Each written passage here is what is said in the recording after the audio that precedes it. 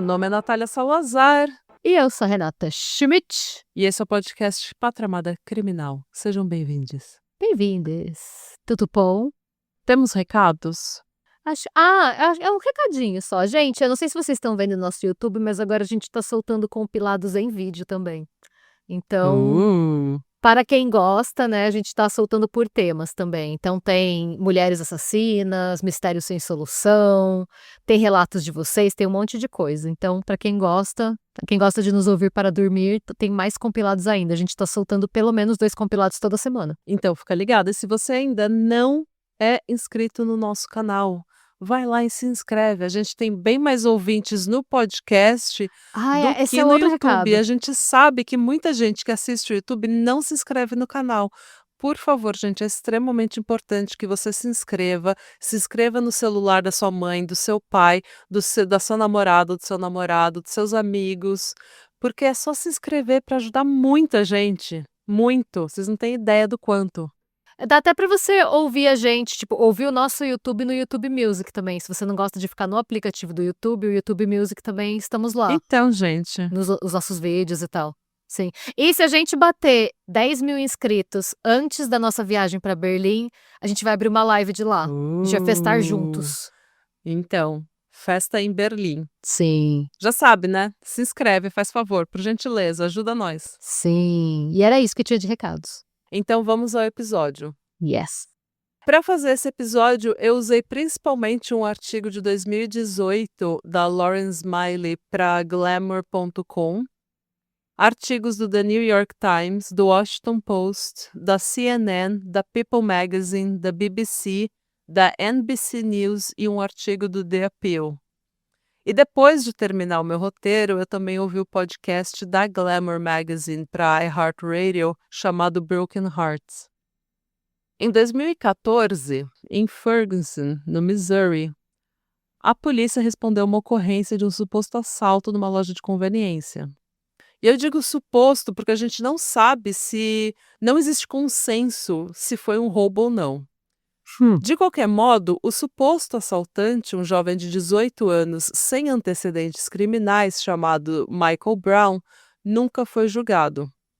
Ao invés disso, ele foi perseguido e morto nas ruas por um policial chamado Darren Wilson. O Darren afirmou que disparou após ter sido atacado pelo Michael, mas testemunhas afirmam o contrário. Segundo elas, o Michael correu até o policial atirar. Ele então parou, levantou as mãos para o alto e se virou. Ao todo, o Darren Wilson disparou 12 vezes. 6 desses tiros atingiram a parte da frente do corpo do Michael, que caiu morto no asfalto. O confronto todo durou 90 segundos. 90 segundos? Ele foi... 12 ele f- tiros? Uhum. Ele foi indiciado, acusado, julgado, condenado e sentenciado em 90 segundos. Mais tarde, a polícia confirmou que ele sequer foi parado pelo roubo. Ele foi, na verdade, parado por estar, entre aspas, atrapalhando o trânsito, o que também é conhecido como caminhando enquanto negro. Por conta desse incidente, o que acontece a cada 2 semanas nos Estados Unidos, centenas de milhares de pessoas foram às ruas no país inteiro para protestar contra a violência policial, principalmente a comunidade negra. A polícia reprimiu os protestos, que por vezes se tornaram caóticos. Mas esse roteiro não é sobre o Michael Brown, ou sobre o tipo de tratamento que a polícia dos Estados Unidos dá à comunidade negra. Esse roteiro começa com uma foto, tirada durante os protestos em Portland, no Oregon. A foto em questão mostra um menino negro chamado Devonta Hart participando dos protestos, abraçando um policial branco e chorando. Segundo o policial, o Devonta tinha ido aos protestos com um sinal dizendo abraços grátis. E esse policial ele conta para o noticiário que ele viu essa criança com esse sinal abraço grátis, só que ele estava quieto e ele estava chorando. E ele estava com uma tristeza e uma dor que ele simplesmente foi lá e abraçou o menino. E essa foto foi registrada por um fotógrafo freelancer chamado Johnny Nguyen. E essa foto viralizou em 2016? Não, desculpa, em 2014.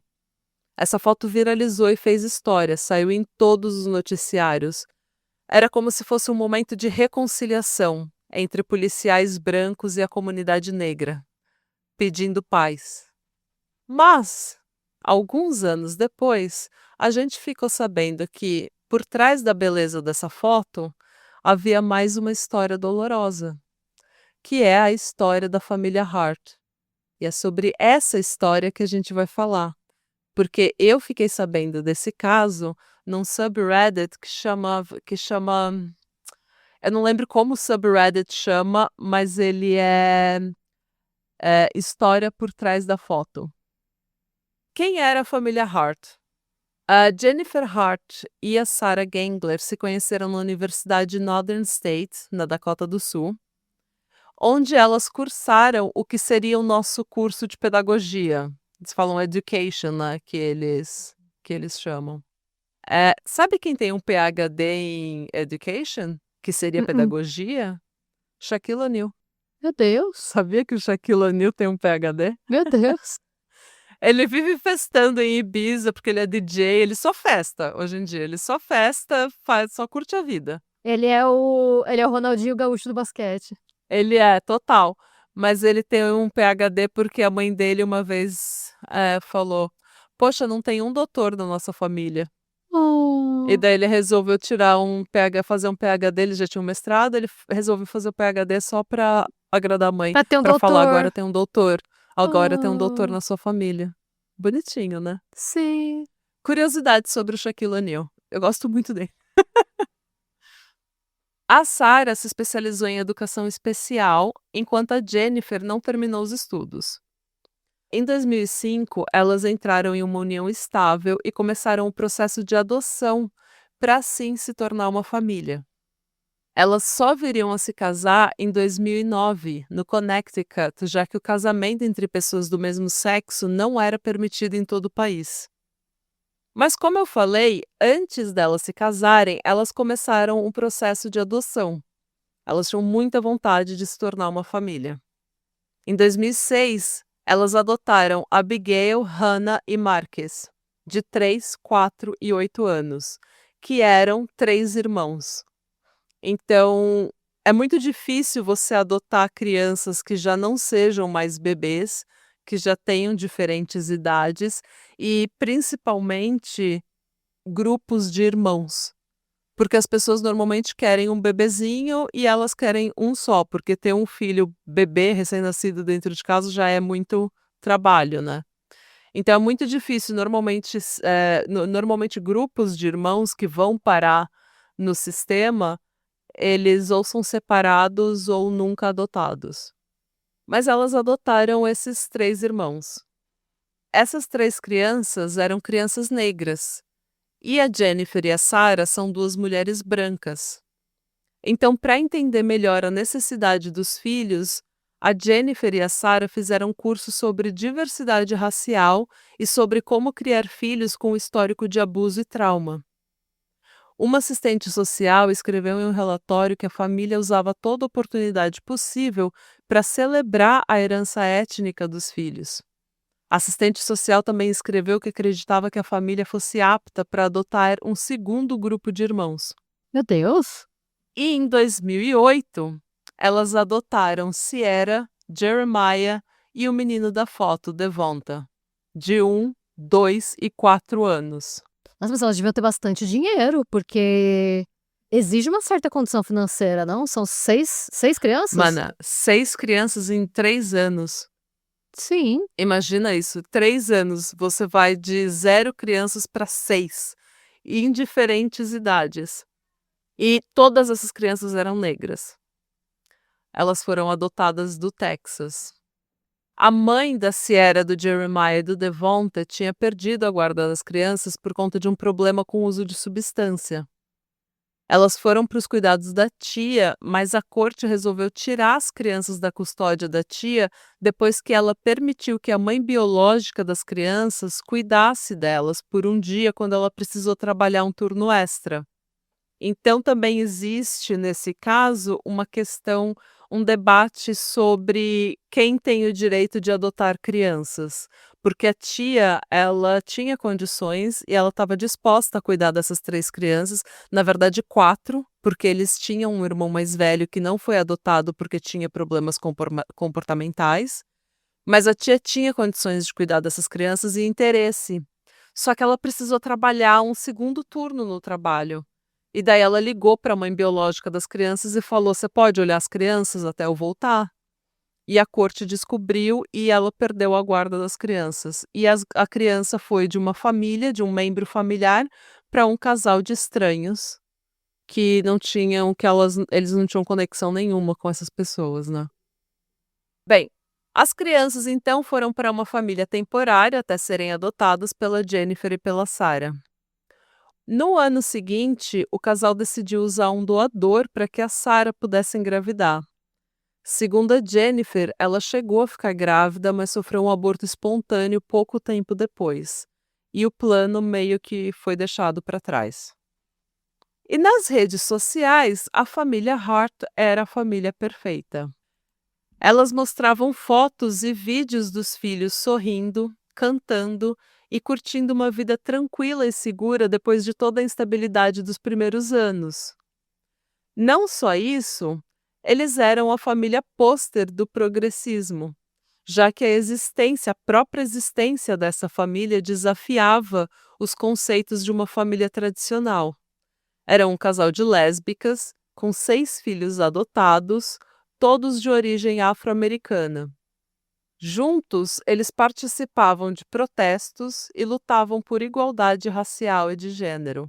Vale lembrar que naquela época, gente, você estar fora do armário e em uma relação estável com um parceiro do mesmo sexo era algo extremamente controverso.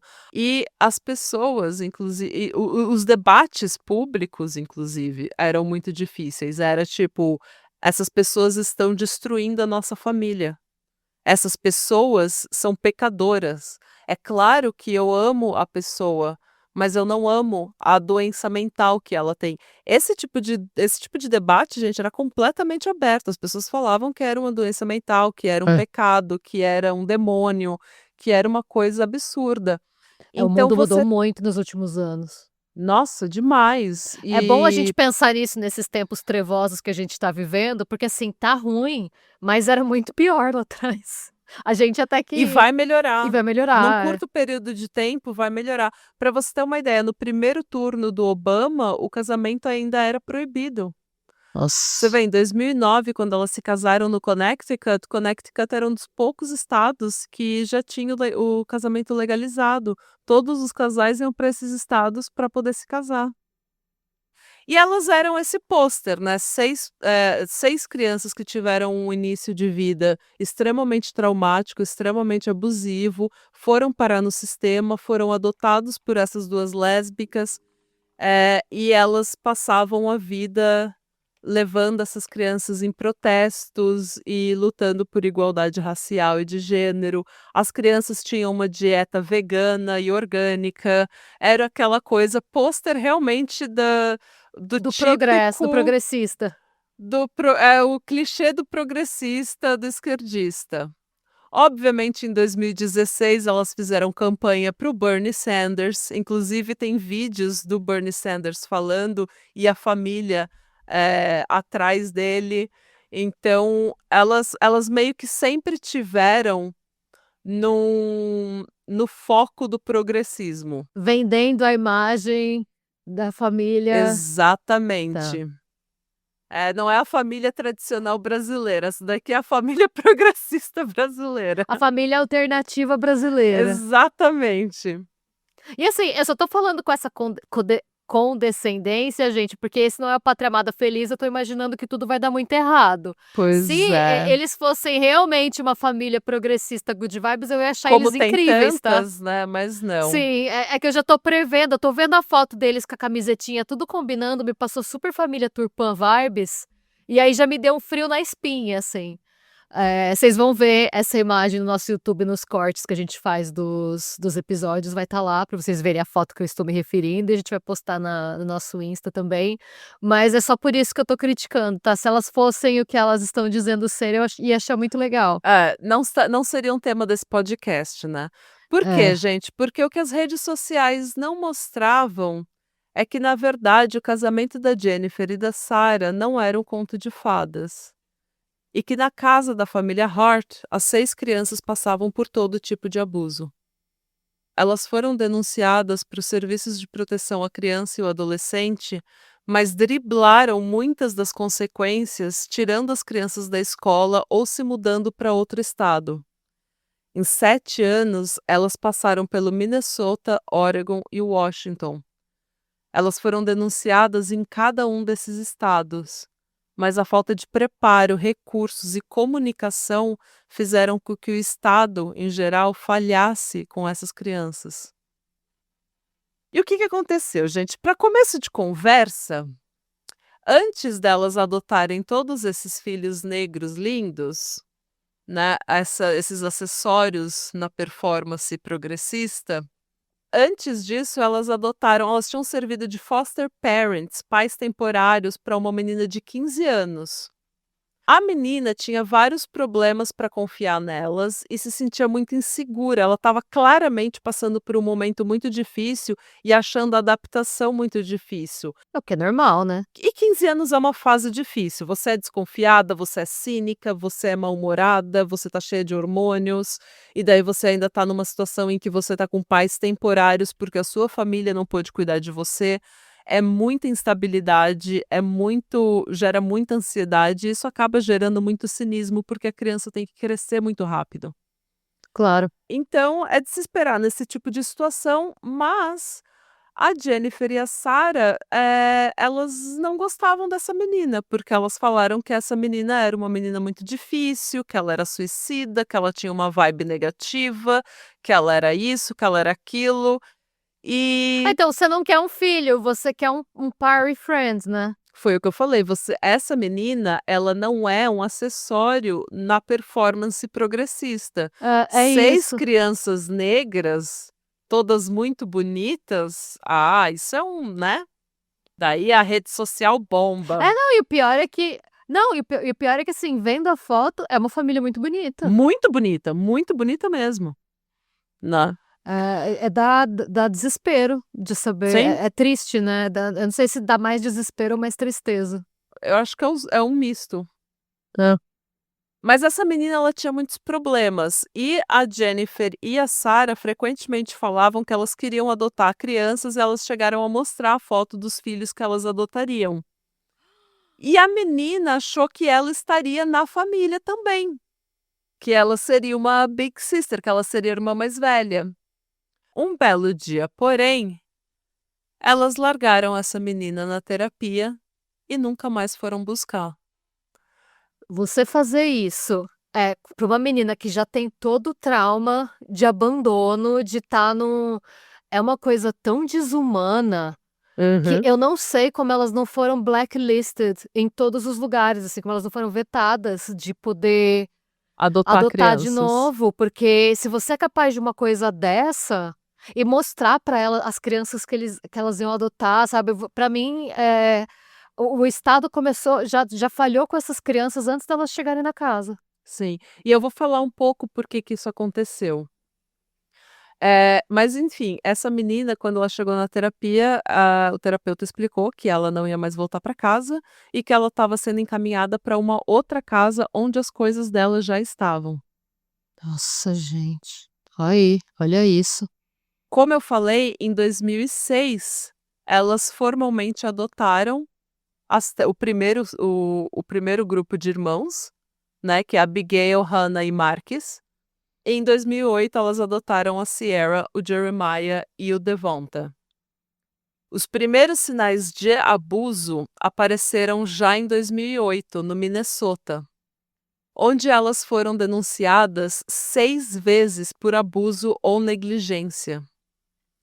Em 2 circunstâncias, as acusações tinham fundamento.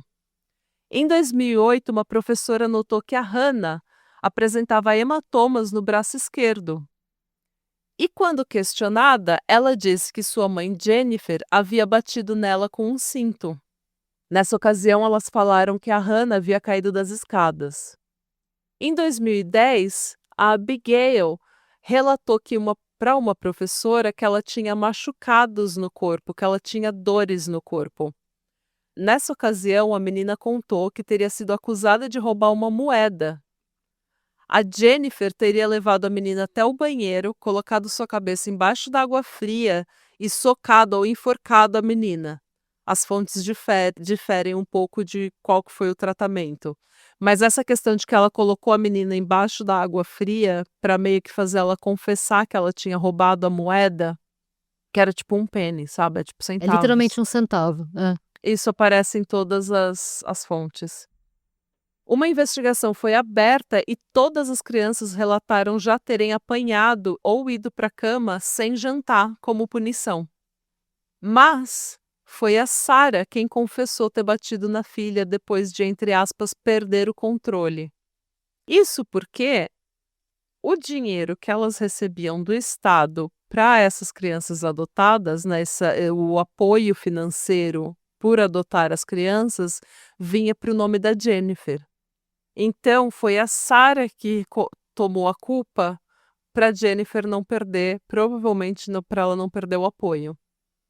A Sarah foi acusada de violência doméstica e maus tratos e por isso ela foi condenada a uma pena suspensa ou serviço comunitário 1 ano de condicional. As fontes diferem um pouco. O casal, segundo o The New York Times, também concordou em terapia familiar e outras atividades para a construção de suas habilidades. De qualquer forma, não houve uma consequência real para os maus tratos dessas crianças. Ela ficou basicamente numa probation, numa condicional, mas ela ficou em liberdade e ela falou: vocês vão ter que fazer terapia em família. Nessa hora, muita gente fala muito mal da Noruega, principalmente estrangeiros falam muito mal da Noruega, porque a Noruega tem uma fama de tirar filho de estrangeiro. Mas é porque nessa hora a criança já teria sido levada dos pais. Na Noruega, você não chega na escola com o segundo hematoma. No primeiro hematoma, o conselho tutelar já está na casa do seu pai. Seu pai já vai fazer teste de droga, já vai ser um fuá na vida dele. Eu não acho que tá errado, não. Não, eu também não. Porque esse tipo de caso não acontece na Noruega. Muito difícil. Acontece, mas é muito difícil. Em 2011, a Hannah reclamou para a enfermeira da escola que ela estava com fome. E nessa ocasião, a Jennifer teria enfiado uma banana na boca dela, o que a Sarah justificou dizendo que a Hannah usava comida como chantagem emocional. Era uma história meio que assim: elas não davam comida para as crianças reclamavam na escola.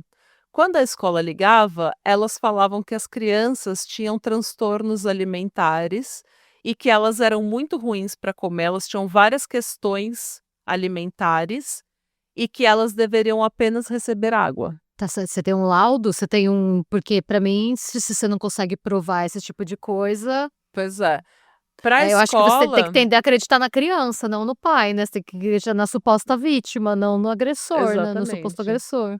Para a escola, elas falavam que as crianças usavam comida como chantagem emocional, como tipo: "Ai, eu não recebo comida em casa", mas não é porque elas não recebiam comida em casa, era porque elas não queriam comer, porque elas tinham transtornos alimentares. Eu acho que às vezes a escola escolhe acreditar porque é conveniente. Então, depois de um tempo, a escola parou de confrontar o casal com medo de que as crianças fossem punidas, porque, como eu falei, na ocasião em que a Hannah reclamou para a enfermeira da escola que ela estava com fome, a Jennifer ficou com raiva e enfiou uma banana na boca da Na menina, goela dela. tipo, forçando ela a comer uma banana, entendeu?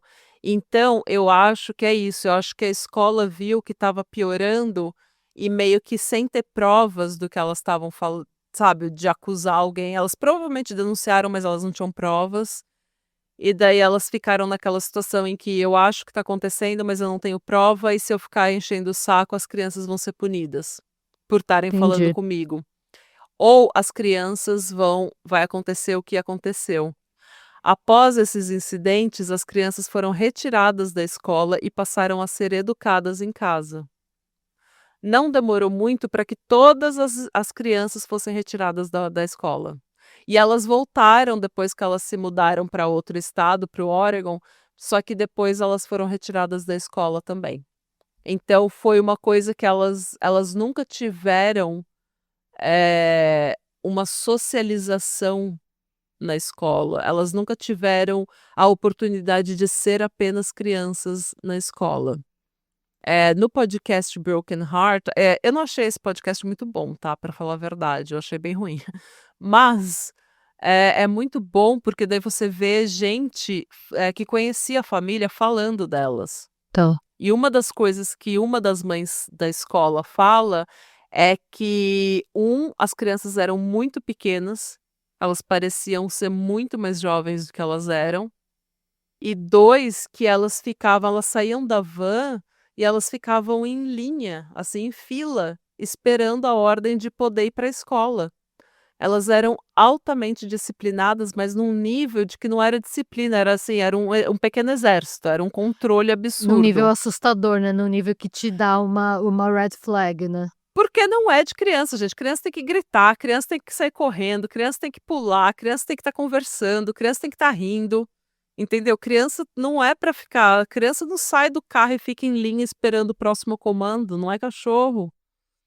Depois que elas tiraram as crianças da escola, não demorou muito para elas irem para o Oregon, porque daí ficou muito mais suspeito, concorda? Que elas estavam Sim. tirando as crianças da escola e, como eu falei, no Minnesota elas já estavam acumulando 6 denúncias por negligência e abuso, então elas tinham que sair correndo mesmo. Foram Não, e para o aí eu Oregon. imagino, eu nunca ouvi nenhum caso de gente que é educada em casa por bons motivos. Não, também não. Até porque eu acho que isso não existe. Gente, criança tem que estar na escola, criança tem que estar com outras crianças comendo terra no parquinho, Sim, entendeu? Porque é assim que você socializa, é assim que você aprende. Uma criança fechada dentro de casa, sozinha com a mãe e com os irmãos, é uma criança o quê, gente? Ela precisa crescer fora, ela precisa, sim, sabe, ver o mundo, ela precisa passar por experiências junto com pessoas da idade dela. sim. Uma vizinha da família no Minnesota, a Lorraine Feely, ela disse que o casal era amigável, mas que ela raramente via as crianças porque elas não saíam de casa com frequência. Mas que as crianças, quando saíam, eram altamente disciplinadas, não como crianças normais. No Oregon, uma denúncia anônima dizia que as crianças pareciam malnutridas. Quando as autoridades começaram a investigar, eles contactaram o estado do Minnesota e foram informados sobre o histórico da família. Eles também questionaram mulheres que conheciam a família e elas descreveram a Sarah e a Jennifer como mães autoritárias que disciplinavam os filhos rigorosamente. Algumas testemunhas dizem também que as crianças não tinham permissão para falar sem levantar a mão, não podiam rir ou brincar na mesa de jantar, e em certa ocasião até foram proibidas de desejar feliz aniversário ao Marques, um dos irmãos, provavelmente como punição por alguma coisa ridícula, alguma coisa besta que eles fizeram. Em um outro episódio, a Jennifer ficou com uma amiga. Ela e as crianças ficaram na casa de uma amiga e eles resolveram pedir pizza. A Jennifer falou que as crianças só podiam comer um pedaço pequeno cada. Só que no meio da noite, provavelmente morrendo de fome, uma ou mais das crianças comeu o resto da pizza. No dia seguinte, vendo que a pizza tinha sumido, a Jennifer ficou furiosa e exigiu que alguém confessasse.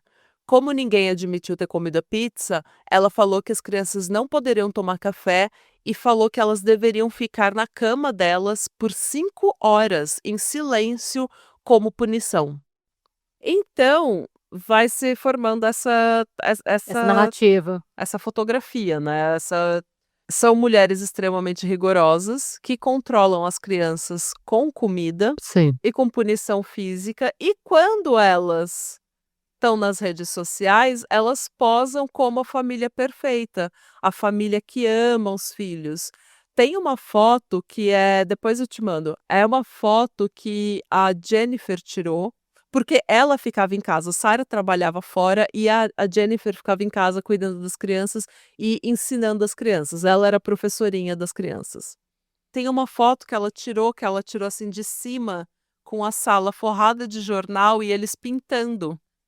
E daí ela: "Ai, meus pequenos artistas, é tão bom poder ver vocês assim, não sei o quê, fazendo arte, se expressando". Isso parece, do ponto de vista, né, artístico, você vê uma pessoa com 6 filhos falando: "Nossa, olha, ela realmente ensina arte para as crianças estão se desenvolvendo artisticamente, que educação maravilhosa".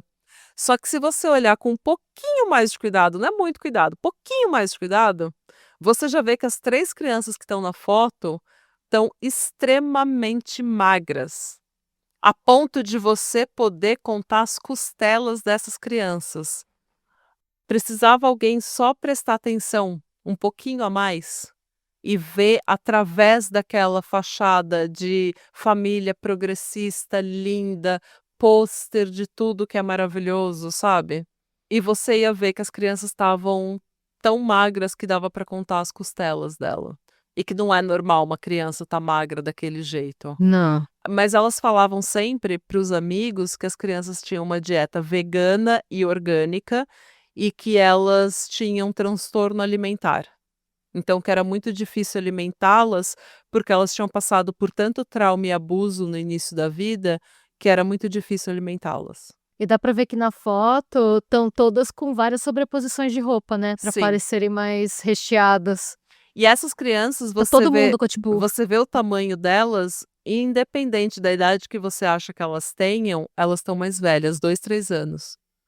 Elas nenhuma tem a idade que você acha que Nossa. ela tem. É muito triste. Nesse tempo, a criação da Jennifer como professora das crianças era basicamente levar as crianças de festival em festival, e esses festivais eram aqueles festivais de música, ioga, que é um contexto completamente adulto em que crianças não deveriam estar. E daí depois ela filmava as crianças e colocava no YouTube, as crianças cantando, e as crianças tocando Ou tambor. seja, né, fazendo um profit, né, na Eu acho que imagem elas na imagem do eu tele acho que não era um profit, porque eu acho que ela não monetizava nada das redes sociais dela, não era o suficiente, mas era o profit dela era atenção, era: "Nossa, olha, tá vendo a minha Ah, criança tá. negra tocando um tambor no festival?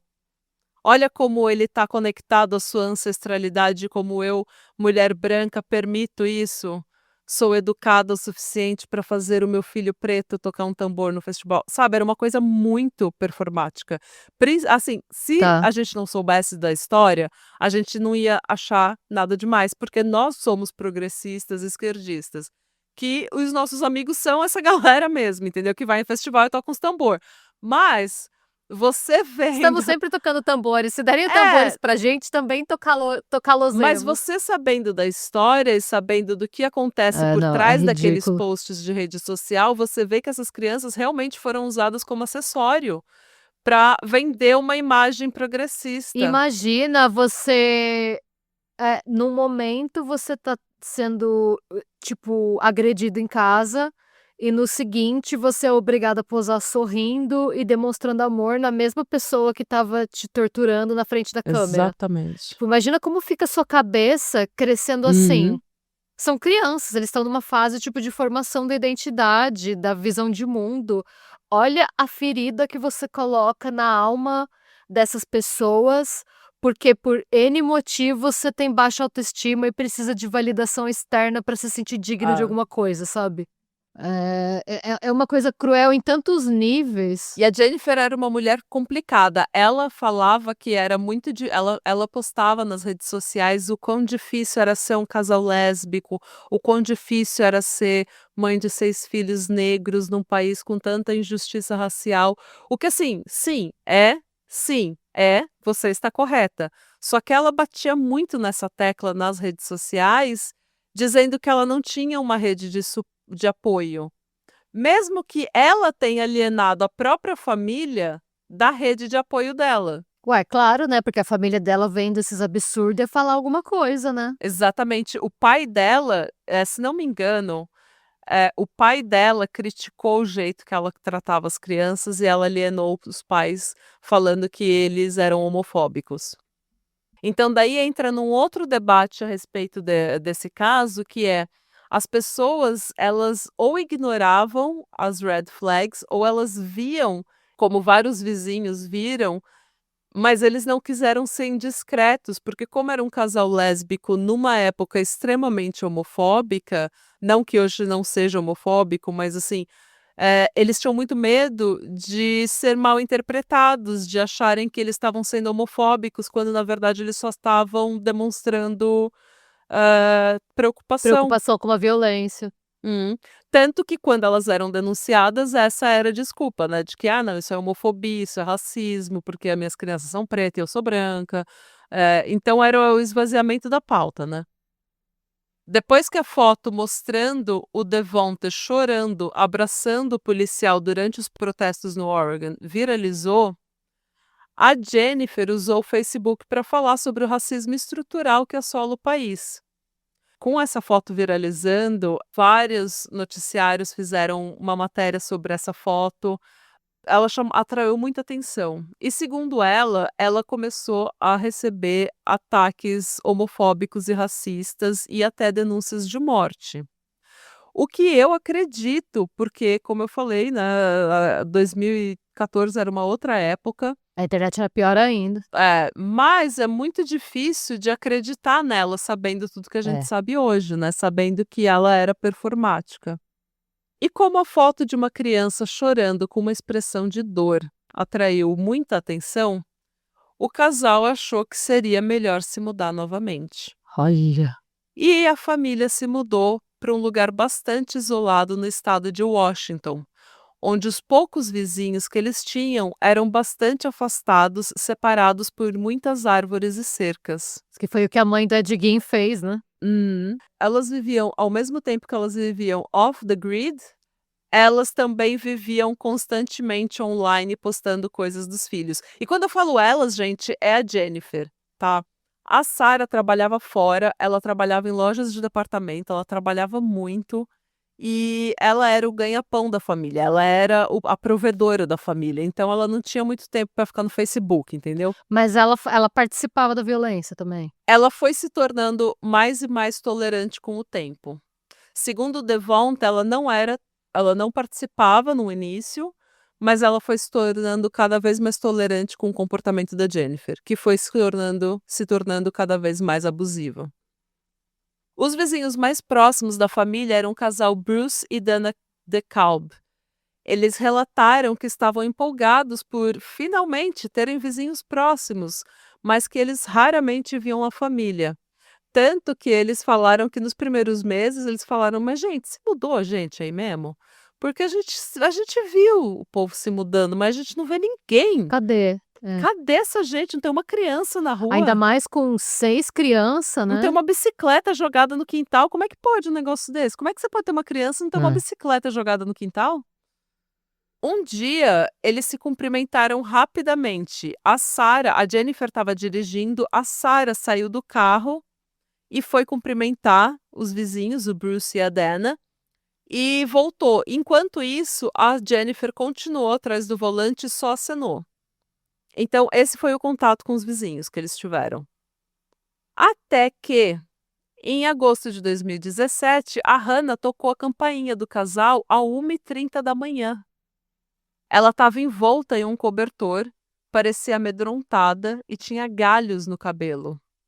Quando Bruce atendeu a porta, ela correu para dentro da casa e foi até o quarto onde a Dana estava, pedindo para que eles a escondessem. Ela explicou que ela tinha pulado da janela do segundo andar da casa do lado e disse: "Vocês precisam me ajudar, não me deixem voltar para lá. Elas são racistas, elas nos abusam, nos batem com um cinto." Pouco tempo depois, o Bruce viu no quintal outras 7 pessoas com lanternas chamando pela Hannah. E a Dana fala que foi tão engraçado porque foi tipo, elas não perguntaram: "Oi, você viu minha filha? Minha filha fugiu, você viu minha filha?" Não, elas entraram na casa da Dana e do Bruce. Assim como a menina tinha Sem simplesmente entrado, elas simplesmente entraram. E os filhos tudo atrás. À 1h30 da manhã, essas crianças tudo acordada, atrás, indo procurar a irmã que tinha fugido pro lado da janela do segundo andar. A Jennifer foi até o quarto do casal, onde ela encontrou a Hannah acuada entre a cama e uma cômoda. Sem entender direito o que estava acontecendo, a Dana saiu do quarto para deixá-las conversarem. Quando elas voltaram, saíram do quarto e foram até a sala, a Jennifer disse para Hannah: "Você deve desculpas a esse casal." E a menina: "Sim, senhora." Diz que a menina nem olhou para eles. A menina só olhava para Jennifer e falava: "Sim, senhora." Nessa ocasião, a Dana planejou ligar para o Serviço de Proteção à Criança e ao Adolescente, mas já no dia seguinte, às 6h30 da manhã, a família inteira apareceu na casa deles. E a Jennifer explicou que a Hannah teve uma semana muito difícil porque o gato dela tinha morrido e ela estava brava com o irmão dela, mas que ela já tinha escrito um bilhete com um pedido de desculpas ao casal. A Jennifer explicou também que eles haviam se mudado para Washington para morar em um lugar que eles pudessem ter uma horta e criar animais. E que os filhos eram educados em casa porque, como as crianças eram negras e tinham 2 mães lésbicas, ele sofreu muito bullying na escola. Uhum. A Dana ficou com a pulga atrás da orelha, porque o bilhete de desculpas não parecia ser algo escrito por uma criança. A linguagem parecia ser a linguagem que os pais usariam, não as crianças. E a Hannah também era muito pequena e não tinha os dentes da frente. Então ela parecia ter 6 ou 7 anos. Mas a Jennifer disse que a menina tinha, na verdade, 12 e que ela tinha quebrado os dentes durante uma queda. Um adendo é que, na verdade, a Hannah tinha 16 anos quase. Eu tô chocada. Mas a Jennifer explicou para Dana que os filhos eram adotados e que eles eram drug babies. Bebês que foram, né, nascidos de um pai ou 2 pais com dependência química. Quem fala isso? Mesmo que fosse verdade. Quem fala isso dos próprios filhos? São seus Tipo, próprios filhos que são você seus adotou, que filhos, você, em em teoria, teoria. tá. Como que você se refere a qualquer criança como um drug baby? Sabe, como um: "Ah, esse daí é um bebê de droga, é um bebê de drogado." Gente! Esse tipo de coisa é uma coisa que eu não falaria nem pra uma pessoa que eu quisesse ofender. Eu também não. Então, assim, se a intenção dela era melhorar a primeira impressão, ela não conseguiu, né. Mana, mas ela conseguiu. Não creio. Ela explicou também para Dana que a mãe da Hannah era bipolar. E sendo filhos de uma mãe dependente e tendo tido um passado bastante difícil, não parecia absurdo que as crianças fossem menores, tivessem problemas para comer e mentissem para chamar atenção.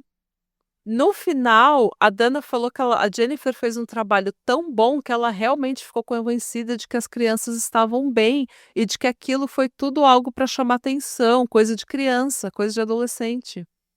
Nossa, que absurdo. E o Bruce, ele tem muito medo de confronto, ele não gosta de drama, ele não gosta de fofoca, ele não gosta de confronto com os vizinhos. Então ele falou: "Você não vai ligar para o conselho tutelar, você não vai ligar para ninguém, para a polícia, porque não é da nossa conta. Ela já explicou tudo o que aconteceu com as crianças, a gente não tem provas do contrário, não vamos nos envolver." E a Dana aceitou. Só que a Dana comentou esse incidente para o pai dela. E o pai dela ficou com aquilo na cabeça. E até que 2 meses depois ele foi lá e ligou para a polícia. Boa. E falou que ele acreditava que as crianças estavam sendo abusadas. A polícia, no entanto, ligou para Dana perguntando se algo mais grave havia acontecido.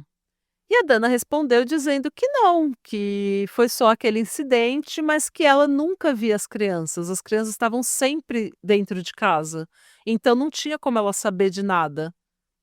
E ela foi informada pela polícia que não é contra a lei deixar seus filhos dentro de casa. Mas um welfare check não mata ninguém, né? Se a criança pulou do segundo andar, Ia cair as mãos do policial fazer um relatório e ir lá ver se estava tudo bem? não ia, né? Às vezes, você verificar um pouquinho a mais, sabe? Você ter um pouquinho a mais de estresse no seu dia, vale a pena para salvar a vida de uma criança, Salva a vida sabe? de alguém, né? É. Mas é claro que essa história não parou por aí, né, gente? Em março de 2018, o Devonta começou a ir até a casa dos vizinhos para pedir comida do Bruce e da Dana. Ele implorou para que ela não contasse para a mãe dele que ele estava visitando o casal e pedindo comida. Quando questionado qual mãe, ele disse que a Jennifer era responsável pelo abuso, mas que a Sarah havia se tornado cada vez mais tolerante com o comportamento da parceira. Num primeiro momento, ele pediu para que a Dana não reportasse a família, com medo de ser separado dos irmãos. Mas um belo dia, ela disse que ela iria sim ligar para a polícia e reportar. No dia seguinte, ele apareceu na casa dela de novo para pedir comida e perguntou: Tia, você já ligou? Mano. Nossa, gente. A Dana então reportou o casal por negligência e abuso no dia 23 de março de 2018, uma sexta-feira. Enquanto tudo isso estava acontecendo, a Sarah continuava indo trabalhar normalmente. Mas as colegas começaram a perceber que ela parecia estar cada vez mais estressada com a situação em casa. Ela reclamava do trabalho com as crianças e parecia tensa em receber ligações da esposa, que ela dizia estar sofrendo de depressão. No podcast Broken Hearts, eles falam, tem entre aspas, conhecido, que fala que teve uma época que a Jennifer estava jogando aquele Clash of Clans do Facebook. Sim. E que ela passava o dia inteiro jogando aquilo, o dia inteiro, o dia inteiro. Tanto que ela sabia tudo que estava todo mundo fazendo, ela ficou muito boa, ela ganhou muito, porque ela passava o dia inteiro. E daí ele começou a pensar, poxa, mas 6 filhos, né? entendeu? Porque ela, num primeiro momento, ela não falava muito quem ela era e que ela tinha essas crianças tudo dentro de casa para ela educar. Mas depois ele ficou sabendo que ela era mãe e tal, de 6 filhos, e ele, carai, como que ela tem tempo para fazer isso? E a Sarah recebia ligação dela, às vezes, brigando porque ela não tinha feito alguma coisa no Clash of Clans, sabe? E a Sarah no trabalho, e ela falando, mulher, as crianças estão tudo aí tentando aprender matemática, sabe? Você levou eles pra tocar uns tambor faz 3 anos, agora você tá jogando Clash of Clans. Isso daí não é Que horas educação. que você ensina história pras crianças? Que Pois horas que é. ensina biologia pras crianças? No dia em que a Dana reportou os vizinhos para o serviço de proteção, a assistente social foi até a casa da família. Mas ninguém atendeu. Ela deixou um cartão de visita na porta e resolveu voltar outro dia. Na madrugada do sábado, a Sarah mandou uma mensagem para um colega de trabalho dizendo que ela não poderia ir trabalhar naquele dia porque ela estava doente. Na segunda-feira, quando ela não apareceu e não deu notícias, algo que não era normal, colegas ligaram para o 911 e pediram um welfare check, uma visita para ver se ela estava bem, já que ela estava doente e depois ela não veio trabalhar por 2 dias. A polícia foi até a residência, mas não encontrou ninguém. E dessa vez o carro da família, uma SUV, também não estava lá. Isso porque naquele fim de semana, a Jennifer e a Sarah colocaram os filhos no carro para uma viagem. Eles desceram pela costa do Oregon e chegaram à Califórnia. Lá, no condado de Mendocino, dirigindo pela costa do Pacífico, a Jennifer acelerou o máximo que pôde e jogou o carro de um penhasco de mais de 20 metros de altura, assassinando toda a família. Não acredito. Um turista alemão reportou o carro 2 horas depois que a polícia bateu na casa da família em Washington. O egoísmo da pessoa é tão grande que ela prefere levar todo mundo junto pra vergonha dela mesma não ser perpetuada, né? Segundo a autópsia, o nível de álcool no corpo da Jennifer estava muito acima do limite legal. Para uma pessoa que raramente bebia como ela, isso significava que ela estava completamente bêbada. Mas será que ela raramente bebia mesmo ou que ela bebia escondido? Não, o pessoal falou que ela raramente bebia, que ela às vezes ela bebia um pouquinho de vinho e ela nem terminava o copo de vinho, deixava. Hum. Se ela tivesse um problema, ela não ia deixar o copo, ela ia beber o copo de Ah. vinho inteiro. Ela não ia deixar, ela nunca bebia. Nos corpos do resto da família foram encontradas evidências de um antialérgico potente, Benadryl, provavelmente usado para fazer com que eles dormissem. E tem registro deles comprando esse medicamento no Walmart. Tem registros também de, nessa viagem, a Sarah para numa loja, eles param numa loja de conveniência e a Sarah é capturada pela câmera de segurança e daí os amigos delas, né, viram essas imagens no jornal depois e falaram que ela estava, tipo, muito mais gorda e completamente diferente do que ela normalmente é. Então dava para ver que ela meio que estava estressada, ela não estava como ela sempre parecia tão jovem, saudável, sabe, vegana, bronzeada, esse tipo de coisa, ela parecia estar muito mais velha do que ela era. Inicialmente, apenas 5 corpos foram encontrados. Nas semanas seguintes, outros 2 apareceram. Especulou-se que o Devonte não estaria no carro com a família, já que seu corpo ainda não foi encontrado. No entanto, depois de concluir a investigação, a polícia descartou a teoria e hoje afirma que o que é mais provável é que ele também tenha estado no carro e morrido naquele dia. Eles simplesmente não encontraram o corpo. Em 2019, um júri decidiu que a morte foi um assassinato-suicídio. Que bom.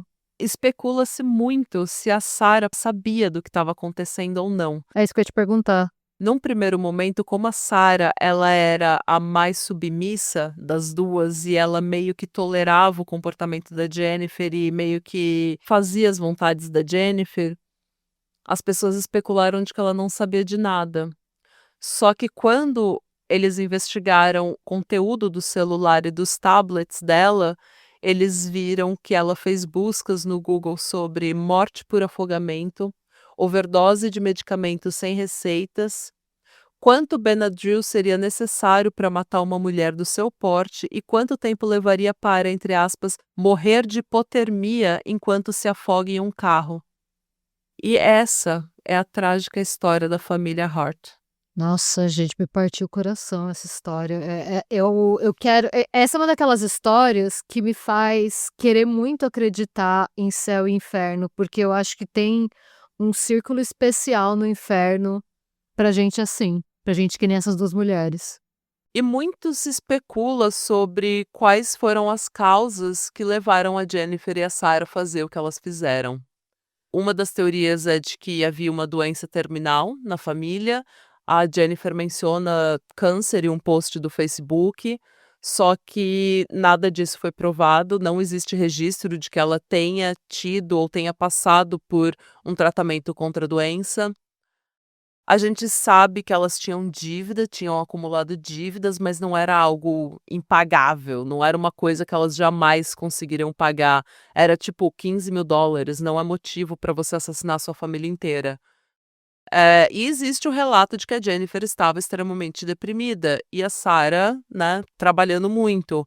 Mas mesmo assim, gente, não existe absolutamente nenhuma justificativa que vá trazer qualquer tipo de conforto ou qualquer tipo de entendimento sobre o que aconteceu. Não dá para entender por que elas fizeram isso com a família delas.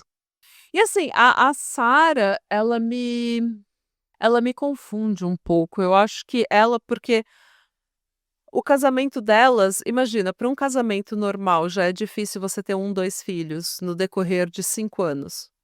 Elas foram de namoradas, parceiras, a mães de 6 filhos em 3 anos. O nível de trabalho que isso dá é um nível de assim, eu realmente acho que elas fizeram isso achando que: "Ai, nossa, uma família grande, olha que lindo!". E elas não entenderam o nível de trabalho que é ter criança em casa. Elas não tiveram problema em devolver as que elas não gostaram, então pra mim não eu não sei. E tem uma coisa que às vezes a gente não lembra, mas que ficou muito pra mim quando a gente fez o caso da Lacey Fletcher pro Uhum. YouTube, que foi a moça, né, que foi deixada pelos pais pra definhar no sofá, né.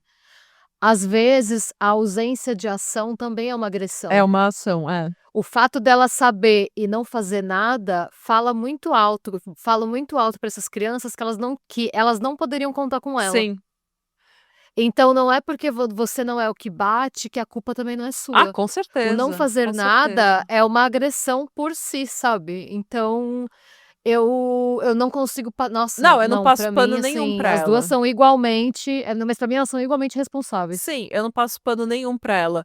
O que eu acho que aconteceu é que ela era uma pessoa mais submissa e que ela foi entrando, ela foi trabalhando, trabalhando, trabalhando, porque ela era provedora da família, e ela não ganhava muito, ela ganhava tipo 2, 3 mil dólares. Então não era assim um puta dinheiro pra 6 pessoas, pra uma família de pra 8 oito pessoas, né. pessoas, né? Então É. eu acho que ela foi ficando cada vez mais overworked, cada vez mais burnt out. É, pode ser. E ela foi simplesmente fechando os olhos, porque eu acho que ela teve uma vez no trabalho que ela falou: "Puts, eu queria que alguém tivesse me dito que não ter uma família grande não é uma obrigação". Ela sempre poderia só ter ido embora. Ela sempre poderia só ter ido embora, ou devolvido essas crianças para alguém. Porque é horrível, mas é melhor do que o que ela fez. Sim, exatamente. E a Jennifer é uma pessoa horrível, né, extremamente Ah, controladora, Jennifer extremamente dominadora, extremamente abusiva. Eu acredito que ela também era abusiva com a Sarah, porque normalmente quem é abusivo com criança também é com parceiro, dificilmente não é. Eu não sei. E assim, tem a questão do dinheiro, elas foram adotando essas crianças e elas foram recebendo dinheiro do governo por terem né, apoio do governo por ter adotado essas crianças. E essas crianças, elas estavam crescendo. O Marques, por exemplo, quando tudo isso aconteceu, ele já estava com 19 anos. Então o apoio para ele já tinha acabado, porque ele já era maior de idade. Então eu acho que foi ficando também. Elas tinham, tipo, 15 mil dólares de dívida no cartão de crédito. Eu acho que foi acumulando as dívidas, foi acumulando estresse. Elas viram que elas foram falhando, foram ficando cada vez mais frustradas e descontando nas crianças. E mais uma vez, é o terceiro estado que elas estão e é o terceiro estado que elas são denunciadas e tem a polícia na cola delas. Mais uma vez, elas iam ter que passar por tudo aquilo. E elas iam perder o dinheiro delas. Porque 50% do income, né, da renda da da família família. era apoio do governo para essas crianças. Pra mim, eu não sei, tá, porque pode ser porque eu tô com muita raiva delas. Uhum. Eu fico me perguntando se elas não decidiram adotar todas essas crianças de uma vez, achando que ia ser, entre aspas, uma fonte de renda, porque elas não pensaram que ao mesmo tempo que elas iam receber esse auxílio, elas também teriam mais despesa. Essa história toda também abre muito debate sobre o racismo estrutural nas instituições. Se essas crianças não tivessem sido retiradas da tia, elas provavelmente ainda estariam vivas. A tia tinha se mudado para uma casa maior para poder receber as crianças. Ela tinha uma vida estável, trabalho, casa, igreja, trabalho, casa, igreja. Ela tinha condições de cuidar das crianças e energia para cuidar das crianças. Ela só pediu para a mãe cuidar das crianças porque foi uma emergência. Ela teve que fazer um turno extra. E, mesmo assim, essa história é contestada pela família. Mas o sistema ainda assim preferiu colocar essas crianças na guarda de outras pessoas. A tia, com a ajuda da família, juntou uns 3 mil dólares para conseguir apelar o caso, só que já era tarde demais. A família Hart, né, o casal Hart, já tinha adotado as crianças. E duas mulheres estranhas tiveram prioridade sobre a tia. Inclusive, muito do que o casal falava sobre o passado das crianças, com a mãe que era dependente química, era completamente mentira. A família contesta todas essas histórias. A Jennifer falou num artigo em 2014 que o Devonte nasceu com drogas no corpo e que ele já sabia e que ele tinha um ambiente extremamente violento, que ele já bebia e já fumava muito cedo, com poucos anos de idade. Isso tudo foi contestado, então provavelmente era mentira, era mais uma parte da performance delas. Sim. Eu queria trazer esse caso por duas coisas. Porque eu acho que como pessoas brancas, a gente tem que pensar um pouco na nossa responsabilidade. E também eu queria trazer isso porque a gente fala muito em casos de abuso da família tradicional, família conservadora, família muito religiosa. E eu queria trazer um caso que realmente está aí, uma família Hã. progressista, uma família esquerdista. Abuso acontece em absolutamente todo lugar, gente. Acontece em todo o espectro político, em todos os gêneros, em todas as raças, em todas as etnias. Não existe uma família que esteja livre, de ter esse tipo de situação. E a gente não pode ter medo de ser chamado de problemática, de homofóbica, de racista, quando a gente vê esse tipo de abuso acontecer em famílias de esquerda, em família progressista, em família misturada, eh, Em famílias não tradicionais. em famílias não tradicionais. E é isso, gente, eu espero que vocês tenham gostado, foi péssimo. Nossa, eu achei a história muito interessante, o jeito que você contou, então não esperava que fosse acontecer, eu achava que eu estava esperando que as crianças fossem ser resgatadas, então eu fiquei bem chocada, assim, mas é um tema bem interessante, é um tema bem nossa, eu vou ficar bastante tempo com esse caso na cabeça. E é isso, gente. Vamos acabar com a performance ativista. E vamos parar com esse lance de maternidade compulsória também, que você tem a obrigação de mostrar para o Que você mundo que tem você filho. não, ou que você só é uma família, sabe, se você porque Se você tem filhos. porque quem começa uma família nessa mentalidade: "Ah não, preciso cumprir tabela", Ah, você tá caminhando para um caminho de frustração, sabe, com você mesmo, assim. sim, Porque tem gente essas pessoas nunca deveriam ter tido filho, nunca mesmo. nunca. Ah, eu esqueci de Nunca falar isso, nem uma planta. você perguntou e eu esqueci de falar isso. A agência de adoção que deu os grupos de irmãos para elas e que anotou que elas seriam bons pais, essa agência ela é uma agência particular e ela foi fechada mais tarde por violação dos códigos de conduta mesmo, violação das regras. Então ela foi fechada mais tarde. É, porque E aí, realmente ela todos os casos de adoção dessa agência tinham que ter sido investigados. então, porque não existe você dar 2 sets, né, 2 grupos de 3 irmãos para uma mesma família em tão pouco tempo, é pedir para dar errado, se você estiver dando para melhor das pessoas, é pedir para dar errado. Enfim, teve vários problemas aí que a agência não seguiu as regras, porque tem muita burocracia, tem muito código que tem que ser seguido, muita regrinha que tem que ser É seguida, tipo, e não foram todas as seguidos. instituições falharam com essas crianças, Em todas. 3 estados diferentes. É revoltante. E os esquerdistas progressistas que estavam do lado, que viam essa família como a família perfeita, fecharam os olhos para 6 crianças estarem fora da escola, 6 crianças estarem claramente muito magras e muito menores do que a idade delas, 6 crianças serem altamente disciplinadas, num nível de exército. Gente, são red flags que você precisa falar e não foram vistas porque as pessoas estavam vendo a performance das redes sociais e não o que realmente estava acontecendo. É isso, gente. Eu espero Boa que vocês tenham semana, galera. gostado e tchau. E beijas e xablau. Xablau.